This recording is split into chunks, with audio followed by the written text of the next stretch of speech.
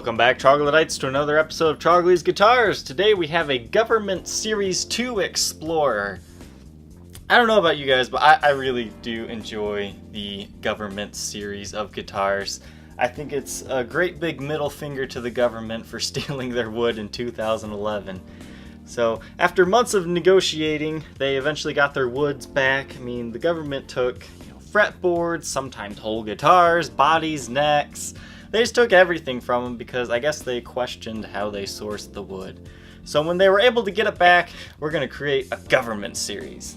The Series 1 sold out so quickly they had to make a Series 2.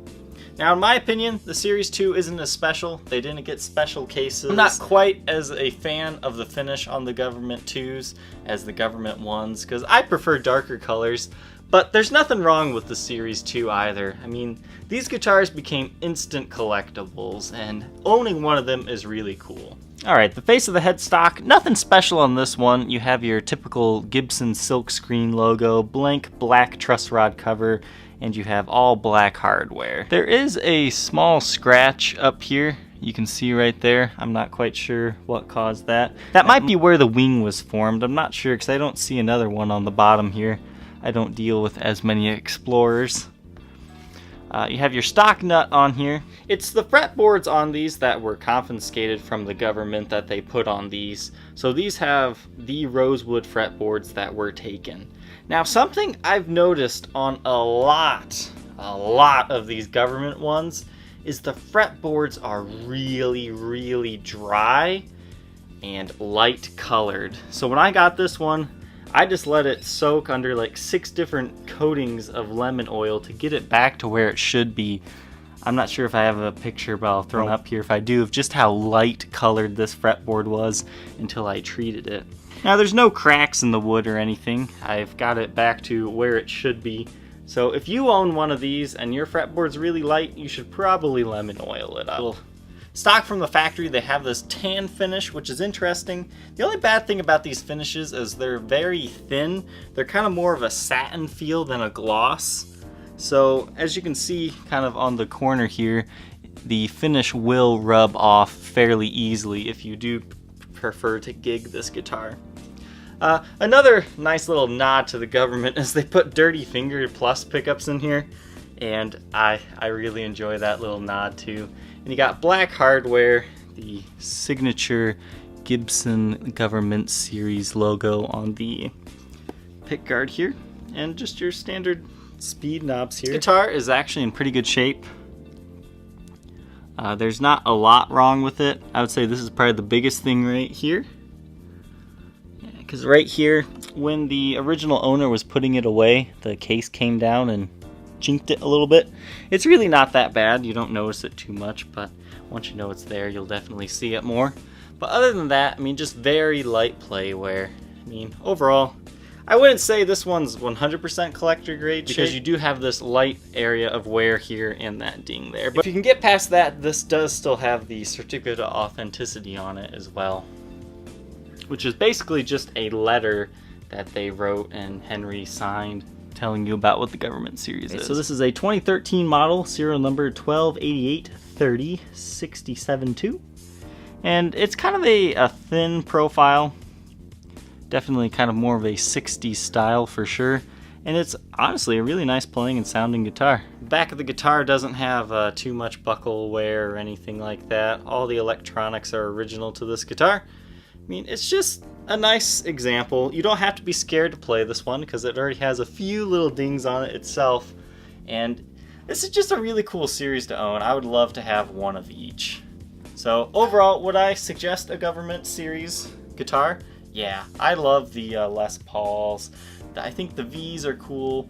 I'd probably say Les Paul's my favorite. The Explorer is the second. And the V's are pretty cool. I'm not as much of a fan of the 335 series of these, but overall these are really cool guitars. I definitely suggest checking one out. This guitar does come with its original Gibson USA case. I really wish they would have done a different kind of case for the Government 2 series. The Government 1 series got these really cool money green cases, even the Explorers, and those are really cool. So that's kind of the one downfall for Series 2.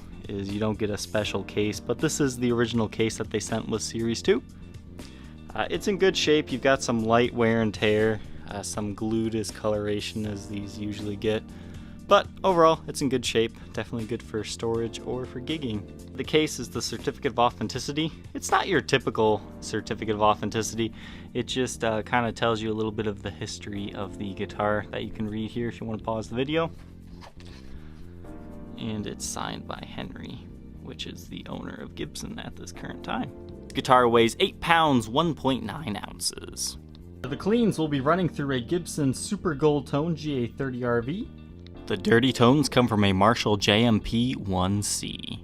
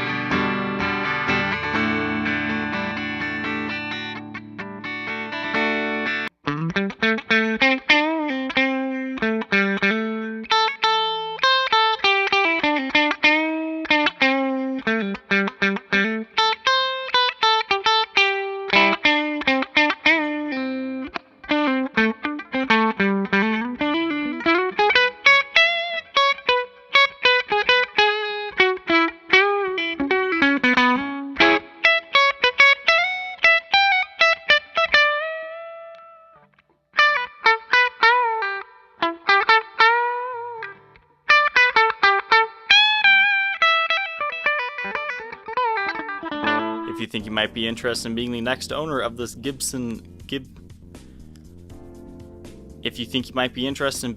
owner of this Government 2 Explorer, feel free to contact me on my Facebook page, facebook.com/Troglys, Trogloys, or check out the eBay and Reverb listings.